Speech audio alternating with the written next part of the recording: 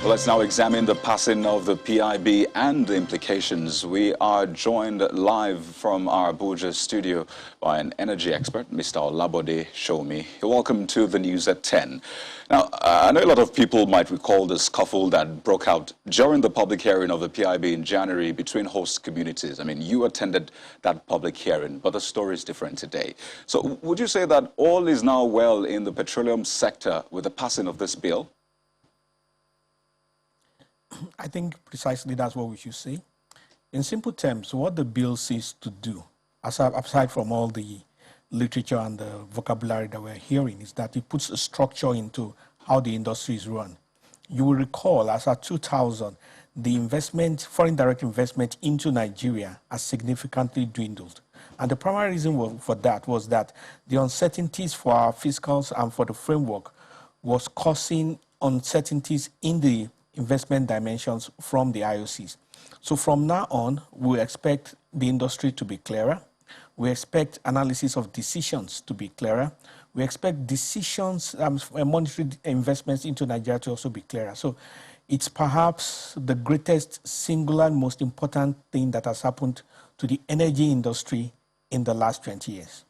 Now, in specific terms, what changes should Nigerians expect to see if this bill is assented to by the president? I'm talking refineries, price of petrol, activities of IOCs, and the rest. Okay, in terms of specifics, I mean, it may not change the oil price. It may not necessarily mean the refineries will start to operate. But there are certain things that will happen. The NNPC, as we know it today, ceases to exist. We're going to have a regulator. And obviously, that will not open overnight. So I will expect that there will be a transition period, maybe a year, maybe two, maybe three. I mean, whatever transition period where they will transition from the NNPC into the new organizations and all that.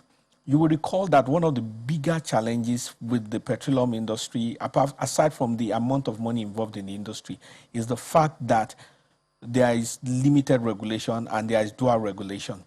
Now, to put that in perspective, if somebody gets electrocuted within the power sector, there's a way that the regulator NEC goes through the process. There's a committee and reports are carried out.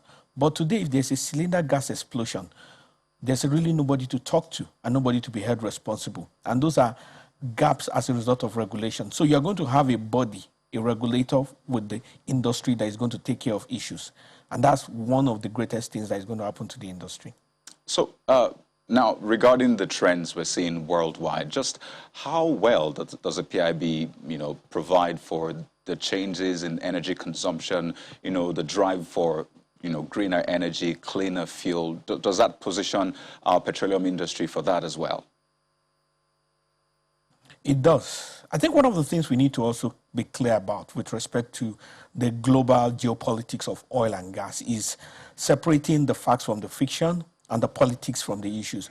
A couple of days ago, we had a discussion amongst some people in the industry with respect to the much touted thing that oil is going to end. And sometimes it's good to look at the fundamentals. Yes, it is possible that you are going to have significant reduction and maybe even an end to gasoline, that's petrol, for the cars. But that does not mean the end of crude oil, and far from it. One of the things we must understand as a fundamental is that there are over 10,000 products that are dependent on crude oil, from bitumen on the streets, from ink that is used to in pens, from the hair that women make, from the roofing sheets. There are more than 10,000 products of daily life that are dependent on crude oil.